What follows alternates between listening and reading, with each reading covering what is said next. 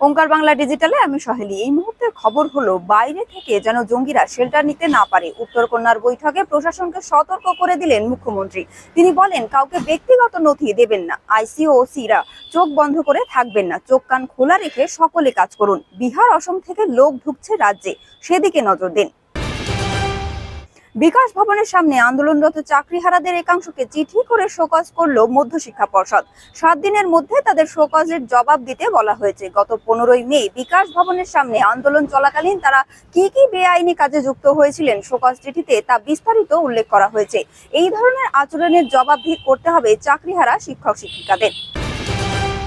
বৃহস্পতিবার থেকে 3 দিনের বাস ধর্মঘট স্থগিত। ভাড়া বৃদ্ধি ও পুলিশি জুলুমের অভিযোগে 3 দিনের বাস ধর্মঘটে ডাক দেয় বাস মালিক সংগঠন। পরিবহন দপ্তরের বৈঠকে ধর্মঘট স্থগিতের সিদ্ধান্ত। এরকম আরো আপডেটের জন্য নজর রাখুন ওঙ্কার বাংলা ডিজিটালে।